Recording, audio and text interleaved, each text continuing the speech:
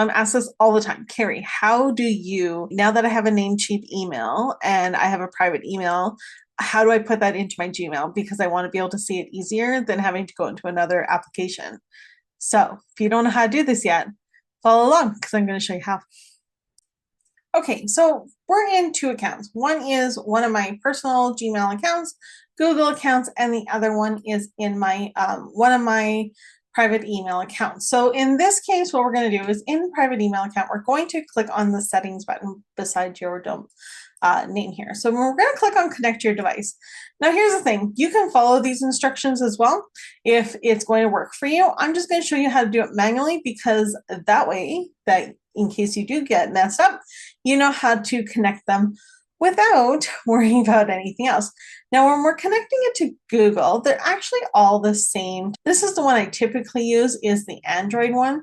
So I'll click on Android Mail, and then I will get the manual information because it is all the same. I'm going to go back into my Google account. Now, again, this is a personal one. We're going to click on settings here, see all settings, and then head over to accounts and import. In here, we're going to click on underneath the send mail as, we're going to click add another email address. Okay, so now that you are in settings, you're doing this, you click on, put your name here and then your email address that you're going to connect. We're going to click on next step. The SMTP server is going to be different. It's not going to be mx1.privateemail.com. In this case, it's going to be mail. So I just want you to make sure that that is what it shows on your screen before you change it, because sometimes they can change it up. Then, of course, it tells you what your username is. So in this case, it's support@automatedrecruitingfunnels.com. Recruitingfunnel.com. And then the password, which is what you would have as your own password here. So I will type in my password, but also make sure your port is correct as well. So in this case, the port that you want is the one that's outgoing server mail. So as you can see, there's only 3 port selections in this case. So it'll have to add up to this port, which is under the outgoing server settings. Now, again, then the SSL becomes recommended, and there we go. So we'll click on add account. Now what it's going to do is now going to save that account and put it into your Google account. Before this is completely set up, you want to go back into your private email account and verify so that you get an email address. It is coming from gmail-no-reply@google.com. This is a legit email address from Google.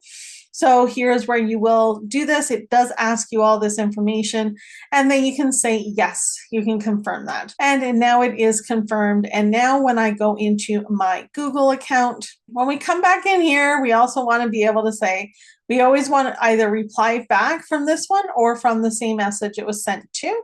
So you can change that. This just means that if people are sending an email to support at this email, then we want to reply back from that email address. So when I create a new email, I can choose whether it's going to come from this email address or from this email address. And then you put in your recipients and your subject line. Okay, so now that you've added your email address under the send email as, now you have to go and check mail from other accounts. Now, in order to do this, we have to add it as a POP3, which you can see that's not POP3 here. That's okay. I have the directions on how to make this setup work. So now we want to click on add a mail account. So this will pop up on the screen. So add the email address here, which is in my case, support@automatedrecruitingfunnel.com. We'll click on next. We're going to say that's okay. We're not going to link with Gmailify. We're going to use import emails from another account using POP3. Click on next.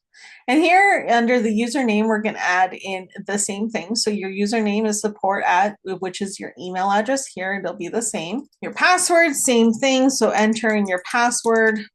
And then in the POP server, we're going to change this to privateemail.com. Difference is that this says port of 993. We're not going to use that port. We're going to use port 995. This is really important to use 995. Now, the next pieces are up to you. However, this one where it says always use a secure connection, I would definitely make sure that that is checked off. Labeling, that kind of information, that is up to you. Now we want to click on add account. Once you've added an account, Oh, I have to confirm this, so go make sure we confirmed it. Okay, now that it's confirmed, there we go.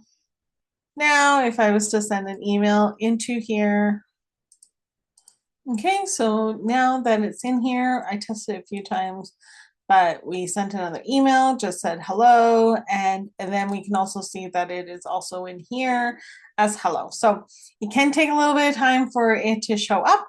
However, if they are there, I'm not sure why each other is a minute off, but that's okay. That is just a system thing. So that is so now that your emails are all set up, now you can go and put them, now you've had them all connected. So just remember that in the settings, you are going to remember that you need to have under the accounts and import, you need to have it in two places. You need to have it checking an email from other accounts as well as sending email from your account.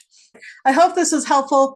If it was, please put a comment below and like, and you can just like this video. You don't have to share it, that's okay. However, if you have anyone that ever wants to know how to do this, I would love it if you would send them my way. All right. And I hope you have a wonderful day. Bye now.